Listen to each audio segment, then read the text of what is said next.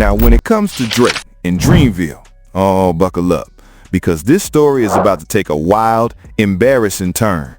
If you're ready to watch how Lamio Lubbery, yes, we're using that name, and now even J. Cole and his whole camp have somehow made Kendrick Lamar look like a prophet in his rap war, then don't forget to smash that like button and subscribe. Because honestly, the way these artists are talking is getting nasty, and not in a good way. See, just when we thought Dreamville would keep it real, J. Cole's right-hand man, someone you'd expect to have at least a little backbone, popped out with one of the strangest, most out-of-touch defenses of Drake we've seen yet. The kind of take that makes you wonder if these dudes are even hearing the same music we are. It's like they've gone tone deaf to the entire culture just to protect the ego of a man who's out here texting Millie Bobby Brown instead of writing actual bars. Yep, that's where we are. Dreamville, once respected for its authenticity, is now throwing flowers at a man who's literally trying to sue the very genre he built his career off of. Drake isn't just beefing anymore. He's pulling paperwork, filing lawsuits, and dragging hip-hop through legal drama like it's a reality show. And all the while, Kendrick is out here elevating lyricism to levels we haven't seen in years. That's the contrast.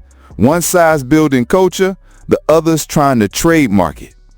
And yet, somehow, Dreamville is still siding with the man pulling all the lawsuits, still acting like Drake is the undisputed GOAT. It's confusing, it's disappointing, and honestly, it's embarrassing. Because let's not forget, this isn't just some abstract opinion war. We're talking about a culture where rappers are sending court documents over diss tracks, and Dreamville is just cool with that, praising mediocrity, turning a blind eye to the destruction of the very genre that's supposed to protect. Look, we get it. The rap game is messy right now. One side is trying to elevate the art, keep it raw, authentic, unfiltered, and the other, well, they're knee-deep in lawsuits, brand deals, ghostwriters, and fake beefs that end in apologies and backpedals. And let me just give credit where it's due. JID seems to be the only one in that camp still keeping it real. He's shown love for Kendrick, said he wants to collaborate with him, and he's not playing these weird industry protect my brand games. It's like JID is spiritually detached from the rest of Dreamville's agenda right now, because what the rest of them are doing, that's not hip-hop, that's PR. Which brings us to the latest twist. J. Cole's Robin, his lyrical sidekick, Boss, decided to come out of the shadows with a hot take no one asked for, and it's got the internet spinning. All of this chaos started when a clip of Ebro went viral, where he called out Drake hard. Ebro basically said Drake doesn't represent the core of hip-hop culture, and you could feel the truth in his words. But then, out of nowhere, Boss jumps into the conversation, like a PR manager on damage control. His comment? My 2 cents, Ebro. Drake is among the most, if not the most inclusive of artists our culture has put forth. Pushed countless rappers to the forefront, dancehall artists, Afrobeats artists, R&B artists, reggaeton artists, older artists, persisted since the battle. If it's the Canadian thing, Toronto is an hour flight from New York City, Law. I'd argue their culture and ethnic makeup is more akin to NYC than pretty much any city in the States. New York City, Toronto, and London are a cultural triumvirate. Surely it's not his pen. He's arguably the greatest writer of a generation. So what is it? Now let's pause right here.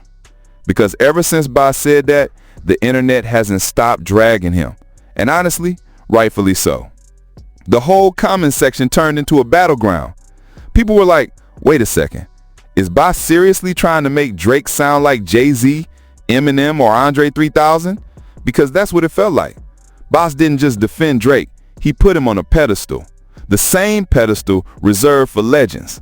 And you know what that tells us? That these words aren't just coming from Buzz as an individual. No, he's too close to Cole, too aligned with Dreamville to be going rogue like this.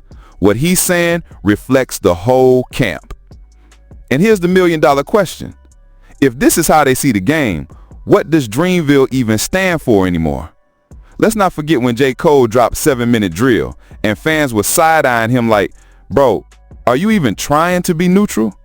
The entire rollout the apology, the fake Switzerland stance between Drake and Kendrick, it was all smoke and mirrors. Because when you look at how Dreamville is acting, it's clear. They're riding with Drake. Period. And that's sad. Because this isn't just about who has the hottest verse. It's about who is destroying hip-hop culture versus who is defending it. And right now, Dreamville seems more interested in co-signing lawsuits and commercial gimmicks than standing with real artistry. Now, let's take a deeper look at what Buzz actually said. Because when he calls Drake one of the most inclusive of artists in the culture, what does that even mean? Is that just another way of saying Drake piggybacks off of every trending genre to stay relevant? Let's be real. Drake's entire MO has been hopping on the next hot sound. Whether it's Afro beats, UK drill, Caribbean dancehall, or A-Town trap, he finds artists already blowing up, and then he stamps his name on their work like a label boss trying to buy street cred. And for years, people fell for it. But then came Kendrick's Not Like Us. And man, that track didn't just go viral, it reset the culture. It ripped the mask off of Drake's playbook and said out loud what fans had whispered for years. This man is a grifter, a culture vulture, someone who's been getting away with aesthetic theft for over a decade. Let's call it what it is. Drake doesn't elevate artists, he piggybacks off of them. From Migos to Central C, it's always the same pattern. He sees the heat, slides in for the feature, and then absorbs their wave like some kind of musical parasite. And yeah, it's strategic, but is it authentic? Absolutely not. And that's what makes Buzz's whole argument fall apart. Because it's not about how many artists Drake collaborated with. It's about how he did it. The context matters. He didn't build with them from the ground up. He showed up once they already started the fire, added his name to the flame, and then walked off with the credit. So no, boss, Drake isn't the most inclusive artist. He's just the most opportunistic one. And unless you understand that nuance, you're just helping the grift continue. And honestly, hip-hop deserves better. And with all this laid out, let's be real. Once you understand how deep the grift goes, it becomes impossible to unsee it. Drake doesn't just dabble in other genres. He jumps from wave to wave like he's surfing a tsunami of trends. From linking up with WizKid during the Afrobeats explosion to riding Kanye's coattails when it served him, he's always been more opportunist than innovator. But here's the part people don't talk about enough. He doesn't scout raw talent like Kendrick does. He doesn't pull unknowns from the underground and shine a spotlight on them purely out of love for the art. Kendrick gave a feature to someone like GNX, a genuinely gifted rapper with no mainstream push, and instantly elevated him. Look at Ozchike. Do you really think that man would have had even half the momentum without that Kendrick cosign? Be honest. Now compare that to Drake, who only taps artists when they're already bubbling, already halfway up the charts. He's not building careers. He's co-signing movements for clout. He's not putting artists on. He's hopping in. And when you start really analyzing the list of rappers that Drake supposedly helped break out over the past decade, you quickly realize most of them are painfully mid. Lazy flows, cookie-cutter hooks, forgettable bars. That's not a coincidence. That's a pattern, a destructive one. Because that pool of mediocrity Drake cultivated, it became the standard. And that's how hip-hop, for a moment, spiraled into an era of soulless records and fake deep lyrics. It was an atrocity, a complete fall-off from what the culture stood for. And now Buzz has the audacity to tell us Canada's rap scene is comparable to New York's? Please. This isn't the early 2000s where you had Jay, Nas, 50 Cent, giants walking the streets of NYC with mixtapes that set fire to the pavement. Yes, New York's scene has seen better days, but let's not pretend Toronto has replaced it just because Drake's from there. Where are the next Joey Badass type lyricists coming out of Canada? Who's making the kind of gritty, revolutionary art that shifts the entire game? Exactly. You can't name them. But Buzz didn't stop there. Oh no, he then dropped the nuclear quote, the one that sent everyone into an online frenzy. I had to double check it wasn't satire. He's arguably the greatest writer of a generation. Come on, boss. Really? That line alone had fans, critics, and rappers alike calling for your rap card to be revoked immediately. Because if Drake, the man more known for sending DMs to Millie Bobby Brown than penning powerful verses, is your greatest writer of a generation, then what are we even doing here? That statement is a straight-up insult, not just to Kendrick, but to J. Cole himself, who actually writes, and writes well. The guy you work with daily. The guy who built his career off lyrical substance and introspection. You really threw all that away to gas up a man who, let's be honest, hasn't written a meaningful bar in years?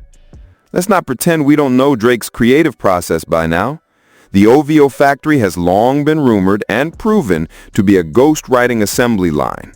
Reference tracks leaking, co-writers credited, flows borrowed, we've seen it. And even with that massive team behind him, the music is stale. The bars are predictable. The structure of his songs feels like it's built in a marketing lab, not a recording studio. So again, what are we celebrating? Because when Boss says Drake is this generation's pen god, he's not just overhyping him. He's disrespecting every rapper actually out here doing the work. Kendrick, Cole, Joey, Earl Sweatshirt, Freddie Gibbs, Tyler the Creator. These are artists who live in their lyrics, who bleed on the page, who write without a ghost in sight. To put Drake in that league, it's not just tone deaf, it's reckless. And look, we know Boss isn't operating in a vacuum. He's tight with Cole. These words don't come out by accident. They're calculated, especially when you factor in the fact that Cole's own brother went live recently talking crazy about Kendrick Lamar. This isn't just pro-Drake. It's low-key anti-Kendrick. And the timing isn't lost on anybody. Let's be real. Outside of JID, who's publicly expressed admiration for Kendrick and shown that he's still aligned with the art, Dreamville just doesn't mess with Kendrick. They've clung to this dream scenario where Drake and Cole ruled the genre hand in hand, pumping out formulaic albums during one of the worst eras in hip-hop, 2023. And now we're supposed to go back, pretend like that era was valid. Nah. So now here we are, watching a respected MC from Dreamville, who should know better, crown Drake as the best writer of this generation. It's absurd, it's exhausting, and it's the perfect example of what went so wrong in this Drake era. Even with Kendrick clearly in the lead, there's still a long way to go, because the damage Drake's mediocrity caused, it's deep. We're still clawing our way back to realness, still trying to teach a new generation what quality sounds like. And yet, in the middle of all that, we've got artists defending ghostwriters like they're martyrs. Imagine putting Drake's name in the same sentence as Nas, Jay-Z, or even Prince. Really sit with that. That's the level of delusion we're dealing with. And this is why the Not Like Us moment hit so hard, because it didn't just expose Drake, it exposed us. It showed us how far we've fallen, how easily we've accepted mid, and how normalized it's become to crown someone who doesn't even write his own verses.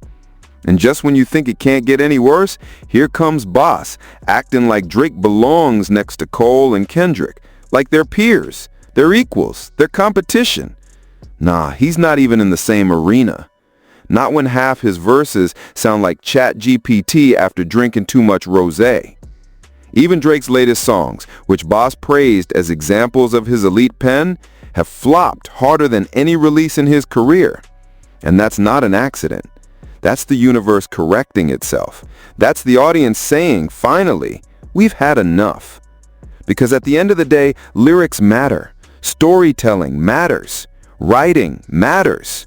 And Drake? He gave up on all that a long time ago. So here's the question for you. Now that we've aired it all out, what do you think of these wild, over-the-top comments Boss made about Drake? Is he really the greatest writer of this generation? Or is that just Dreamville doing PR for a collapsing empire? Let me know down in the comments. I want to hear your thoughts. Do you think Drake even holds a candle to Kendrick and Cole? Or are we finally waking up from the Drake delusion? If you made it this far, salute to you. Don't forget to leave a like and subscribe. It helps more than you know. And if you want to keep diving into the drama, check out the next video, where Kendrick might just be teasing something major with Schoolboy Q by the end of the year. Meanwhile, Drake's latest masterpieces are flopping harder than any release in his career. And that's not an accident. That's the universe correcting itself.